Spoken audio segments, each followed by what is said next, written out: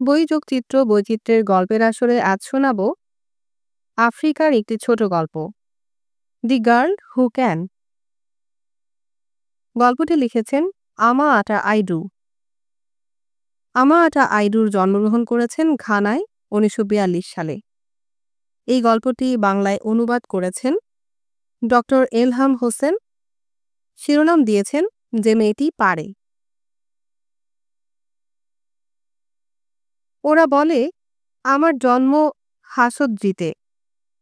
এটা আমাদের দেশ ঘানার কেন্দ্রীয় অঞ্চলের খুব বড় একটা গ্রাম।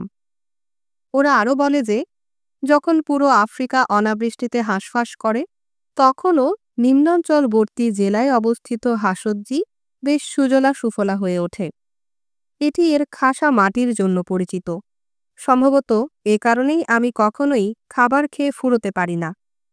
নানি বলে, আজজোয়া, তুই জানিস না জীবন কেমন, তুই জানিস না জীবনে কি কি সমস্যা আছে। যতদূর মনে হয় জীবনে একটাই মাত্র সমস্যা ছিল, আর নানি যেটাকে সমস্যা মনে করে বা মা যেটাকে সমস্যা মনে করে তার সাথে এর কোনো সম্পর্ক নেই। মা মি হলো আমার মা আর নানি হলো আমার মায়ের মা। ওরা বলে আমার বয়স নাকি 7 বছর, আর আমার সমস্যা হলো এই 7 বছর বয়সে আমার মাথায় চিন্তাভাবনা আসে ঠিকই, কিন্তু সম্ভবত তা প্রকাশ করার যথাযথ ভাষা আমার মুখে নেই। এটাকে আমি খুব সাংঘাতিক সমস্যা মনে করি, কারণ এ ব্যাপারে সিদ্ধান্ত নেওয়া খুবই কঠিন যে আমি চুপ করে থাকব, নাকি আমার মাথায় যা আসে তাই বলে ফেলব, নাকি কিছু বলে আবার ঠাট্টার পাত্রী হব। বয়স্ক কাউকে তোমার কথা শোনানো অত সোজা ব্যাপার নয়, এমনকি সাংঘাতিক কিছু বলার ঝুঁকি নিয়েও।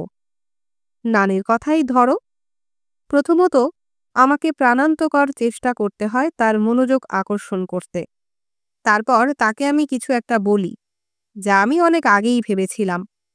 সে যাই করুক না কেন সাথে সাথে কাজের মাঝে থেমে যেত, হাঁ করে আমার দিকে দীর্ঘক্ষণ তাকিয়ে থাকত, মাথাটা হালকাভাবে ঘুরিয়ে বাঁকা করে ঝুঁকে পড়ত যাতে তার একটা কান আমার দিকে এগিয়ে আসে। তারপর মৃদুস্বরে বলতো, আজজোয়া, তুই কি কিছু বলছিস?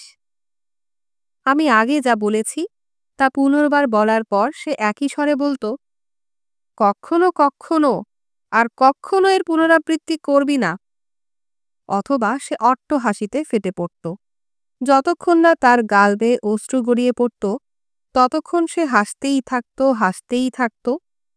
সে যাই করতে থাক না কেন তা থামিয়ে ঝুলে থাকা পোশাকের এক প্রান্ত দিয়ে চোখ দুটো মুছে ফেলত। পুরোপুরি ক্লান্ত হওয়ার আগ পর্যন্ত সে হাসতেই থাকত, হাসতেই থাকত। আর তাকে আমি যা বলেছি তা যে সে ভোলেনি তা প্রমাণ করতে কেউ আসা মাত্রই তার কাছে এর পুনরাবৃত্তি করত। তারপর অবশ্য দুজন বয়স্ক লোক মিলে চিৎকার করে হাসত। তখন ওদের গাল বেয়ে অশ্রু গড়িয়ে পড়ত। কখনো কখনো এমন কাণ্ডকারখানা চলতেই থাকত যতক্ষণ না 3 জন, 4 জন বা আরও বেশি হাস্যোজ্জ্বল ও অশ্রুভেজা বয়স্ক মুখের সমাবেশ ঘটত। আর এসব কাণ্ডকারখানা কি শুধুই আমি যা বলেছি তার জন্য? আমি এই সব কিছুর মধ্যে একটা বিব্রতকর বিষয় দেখতাম, অর্থাৎ কেন আমি মাঝে মাঝে আমার কথার পুনরাবৃত্তি করতে পারবো না তা আমার কাছে কেউ কখনোই ব্যাখ্যা করেনি। অন্য সময় যখন আমি কিছু বলি তখন তা শুধু বেঠিকই নয়, বরং এতটাই হাস্যকর বিবেচিত হয় যে তার বারবার পুনরাবৃত্তি ঘটিয়ে অনেক লোকজনের কাছে এটাকে একটা ঠাট্টার বিষয়ে পরিণত করা হয়। দেখতেই পাচ্ছ কিভাবে আমার ভাব প্রকাশের ব্যাপারটা আমার কথা অন্যকে শোনানোর কোনো উপায়কেই উৎসাহিত করে না। এরকম আরও সব উপসঙ্গের সঙ্গে আমার পাগুলোও ছিল। আমি সবসময় ওদেরকে এ ব্যাপারে চিন্তা করতে মানা করেছি। আমি নানি আর মাকে বুঝিয়েছি আমার এই দুজন প্রিয় ব্যক্তিকে নিয়ে যুদ্ধ করে আমি কোনো ইস্যু তৈরি করতে চাইনি। আমি চাইনি কেউ আমাকে এর পুনরাবৃত্তি করতে নিষেধ করুক, অথবা একে এতটাই হাস্যকর মনে করুক যে কেউ হাসতে হাসতে কেঁদে ফেলবে। মোটের ওপর ওগুলোই তো আমার পা। পেছনে ফিরে তাকালে দেখি আমার জন্মের পর থেকেই নানি আর মা আমার পাগুলো নিয়ে বেশ আলাপ আলোচনা করত। যে ব্যাপারে আমি নিশ্চিত তা হলো, যখন আমি মধুর ও কোমল নিঃশব্দের জগৎ থেকে এই কোলাহল ও উপলব্ধির জগতে এসে পড়েছি, তখন থেকেই আমার পাগুলো আলোচনার প্রধান বিষয় হয়ে উঠেছে। এই আলোচনার আসর বেশ নিয়মিতভাবেই বসত। নানি: আহা কায়া, তুই তো জানিস আমি ঈশ্বরকে ধন্যবাদ জানাই যে তোর প্রথম সন্তান মেয়ে। কিন্তু কায়া, আমি তার পা দুটোর ব্যাপারে উদ্বিগ্ন। হুম। নানি মাথা নাড়ত। মা: মা, তুমি সবসময় কেন আর্য আর পাগুলো নিয়ে অভিযোগ করো? তুমি যদি আমাকে জিজ্ঞেস করো। নানি: ওগুলো খুব সরু, আমি তো তোকে আর জিজ্ঞেস করছি না। নানির বড় গলা, সবাইকে থামিয়ে দেওয়ার একটা বিশেষ গলা তার আছে। কিছু মানুষের তো পাই নাই। আমার মা তার সামান্য সাহস নিয়ে চেষ্টা করত প্রতিবাদ জানানোর। কিন্তু আদ্র তো পা আছে, নানি জোরাজুরি করত। শুধু ব্যতিক্রম হলো ওগুলো খুব সরু, আবার একটা মেয়ের পক্ষে সেগুলো খুবই হ্যাংলাও। কায়া শোন, একবার, শুধু একবার, কিছু সময়ের জন্য হোক বা দীর্ঘ সময়ের জন্য হোক, একটা শিশুর মাতৃআত্মা কেউ একজন নির্ধারণ করে। সেটা প্রকৃতি হতে পারে। একটা দুর্ঘটনা ঘটে, তখন কারো জন্ম হতে পারে হাত অথবা পা ছাড়া, অথবা উভয় প্রত্যঙ্গ ছাড়াই। এটা অবশ্য একটা দুঃখজনক ব্যাপার। আর তুই তো জানিস এই ব্যাপারগুলো দৈনন্দিন আলোচনার বিষয় না। কিন্তু কোনো মেয়ে শিশু যদি এই পৃথিবীতে জন্ম নিতে চায়, তবে তাকে পা নিয়েই জন্মাতে হবে। কী ধরনের পা? তার প্রশ্নের স্বর শুনেই জানতাম মা ভেতরে ভেতরে কাঁদছে। নানি কখনো এই অন্তঃক্রন্দন শোনেনি, শুনলেও এটা নানিকে দমাতে পারেনি। ব্যাপারটা আমাকে সবসময়ই অবাক করত, কারণ শুধু আমার পায়ের ব্যাপারটা ছাড়া অন্য সব ব্যাপারে নানি বেশ ভালোই উদার। কোনো ক্ষেত্রে বেশি উদার আর কোনো ক্ষেত্রে কম উদার, সে ব্যাপারে আমি আর কী বা জানি। আমার পা নিয়ে এমন ধারণা পোষণ করে নানি কিভাবে উদারতার পরিচয় দেয়? নানির সম্বন্ধে যে ব্যাপারটা স্পষ্ট করে বলতে চাই তা হলো, আমি শুধু ওই বিষয়টা ছাড়া সত্যিই নানিকে খুব ভালোবাসি।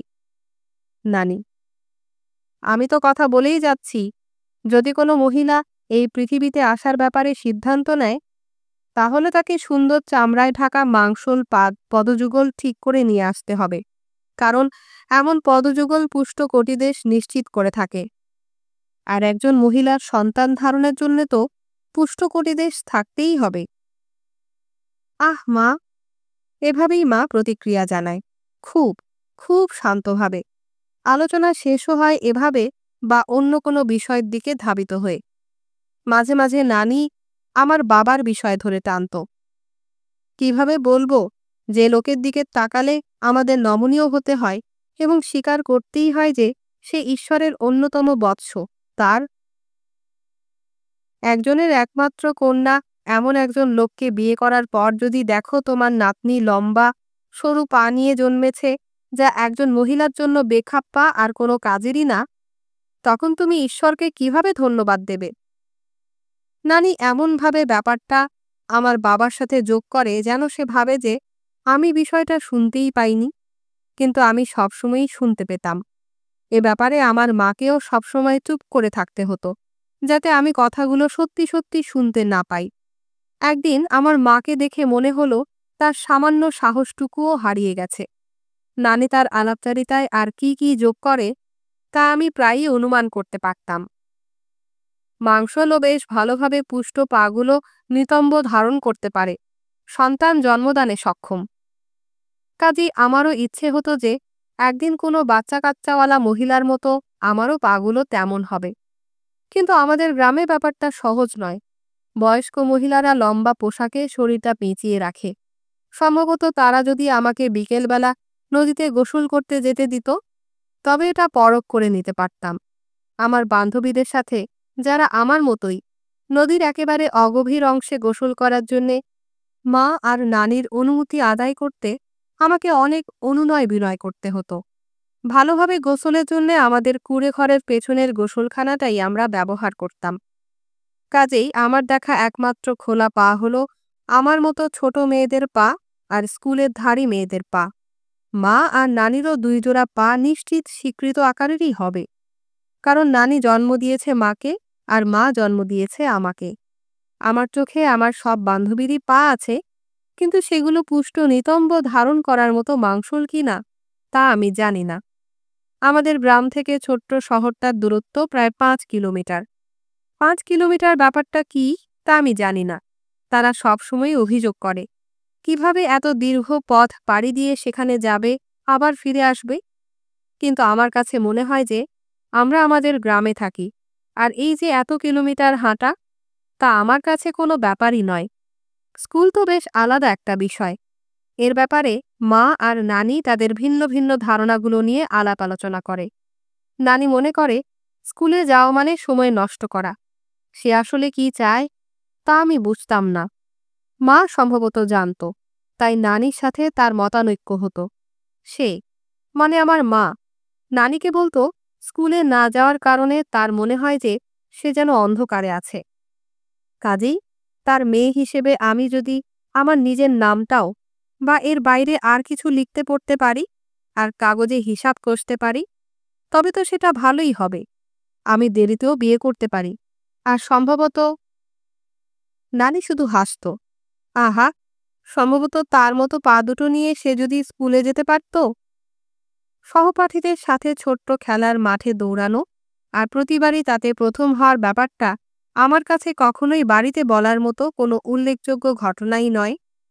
তবে সেবার ব্যাপারটা ছিল অন্যরকম। আমি জানি না কেন আমার শিক্ষকরা জেলা ক্রীড়া অনুষ্ঠানে জুনিয়রদের সাথে দৌড়ানোর জন্য আমার ব্যাপারে সিদ্ধান্ত নিলেন। শেষ পর্যন্ত তারা তা করেই ছাড়লেন। যখন আমি বাড়ি গিয়ে মা আর নানিকে ব্যাপারটা বললাম, তখন তারা প্রথমে বিশ্বাসই করল না। স্কুলে গিয়ে যথাযথভাবে জিজ্ঞেস করার জন্যে নানি নিজেই দায়িত্ব নিল।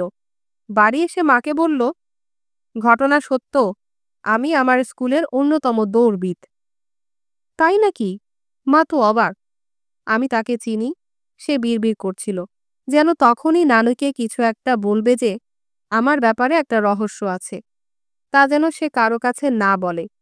কিন্তু তখন নানিকে এতটাই প্রসন্ন দেখাচ্ছিল যে আমার মাই বিস্ময়ে নিজের মুখ বন্ধক রাখল।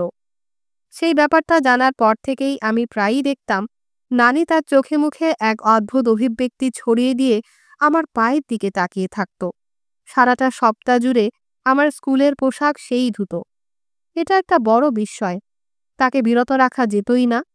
এমনকি মিস্টার মেনসার বাড়িতে গিয়ে কয়লার ইস্ত্রিটাও ধার চাইত। প্রত্যেকবারই সে ওটা এনে ইস্ত্রি করতেই থাকত, যতক্ষণ না আমি বলে উঠতাম, থাক থাক। এ সপ্তাহে স্কুলের ইউনিফর্ম পরতে ভালোই লাগছে। অপরাহ্নের প্রথম ভাগেই প্যারেডে এর উজ্জ্বল রং সূর্যের আলো ধরে ফেলে, আর তাই অন্যান্যদের পোশাকের চাইতে এটি বেশি জ্বলজ্বল করছিল। আমি নিশ্চিত নানি এটা দেখলে অবশ্যই পছন্দ করবে।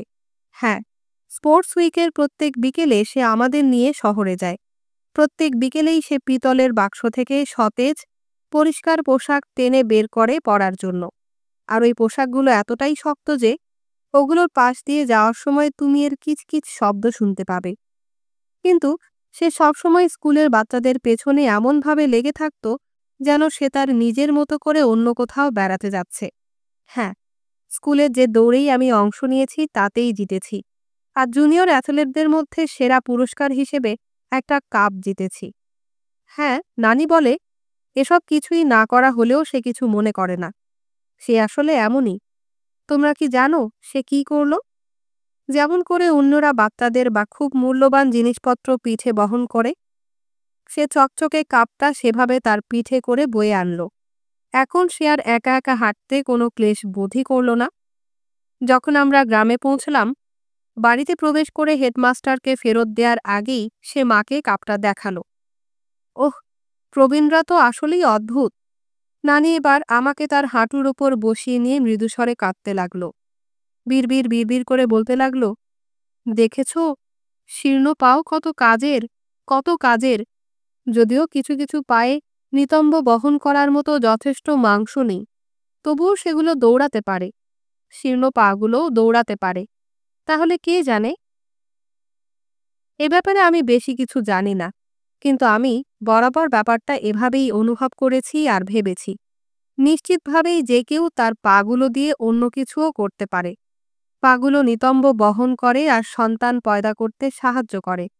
ওই ব্যাপারটা ছাড়া অন্য কিছু নিয়ে কথা বলতে সাহসে কুলোয় না। কারণ কে যেন আমাকে বলে, কক্ষনোই, কক্ষনোই, কক্ষনোই এরকম কথার পুনরাবৃত্তি করবে না। আমি বলি, তা না হলে ওরা এতই হাসাহাসি করবে যে অপমানে আমি হয়তো কেঁদেই ফেলব। এভাবে তো বেশ ভালোই আছি। যেভাবে চলছে চলুক না। আমার কোনো পরিকল্পনা নেই। আর আমার মা, সে তো বরাবরের মতোই নিশ্চুপ।